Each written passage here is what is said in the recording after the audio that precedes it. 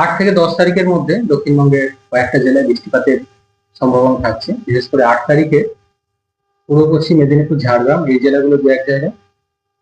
9 তারিখে মেনলি পূর্ব পশ্চিম বর্ধমান, বীরভূম, মুর্শিদাবাদ, নদিয়া, হুগলি, সেই সাথে পূর্ব পশ্চিম মেদিনীপুর এই জেলাগুলো দু এক জায়গায় বৃষ্টিপাতের সম্ভাবনা থাকছে 9 তারিখ। 10 তারিখেও কিছুটা সম্ভাবনা রয়েছে মেনলি উত্তরের কাছাকাছি জেলাগুলো, যেমন দক্ষিণ চব্বিশ পরগনা, পূর্ব পশ্চিম মেদিনীপুর এই জেলাগুলো। অন্যান্য জেলাগুলো 8 থেকে 10 তারিখের মধ্যে আংশিক মেঘলা আকাশই থাকবে। তাপমাত্রা খুব একটা উল্লেখযোগ্য পরিবর্তন হবে না। দিনের তাপমাত্রা যেটা আছে, কলকাতা পার্শ্ববর্তী অঞ্চলে কিন্তু দিনের সর্বোচ্চ তাপমাত্রা আগামী 1 সপ্তাহ 33 ডিগ্রি কাছাকাছি কন্টিনিউ করবে।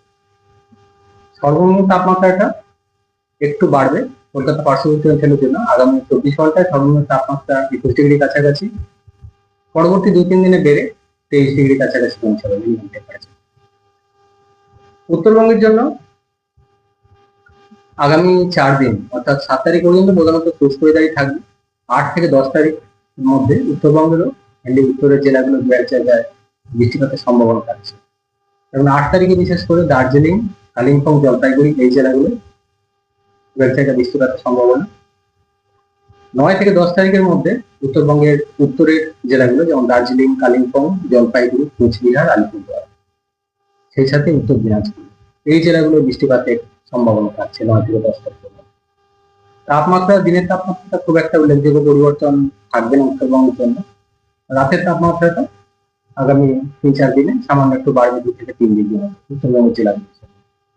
কলকাতা পার্শ্ববর্তী অঞ্চলের জন্য আগামী 1 সপ্তাহ প্রধানত শুষ্ক ওয়েদারই থাকার সম্ভাবনা। তবে যেটা বলা হলো যে 8 থেকে 10 তারিখের মধ্যে পার্শ্ববর্তী কয়েকটা জেলায় বৃষ্টিপাতের সম্ভাবনা রয়েছে।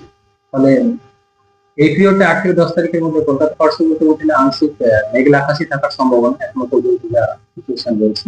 তবে এটা আবার টাইম টু টাইম আপডেট করা হবে, এটা কন্টিনিউয়াস মনিটর করা হচ্ছে, পরে আবার আপডেট জানানো।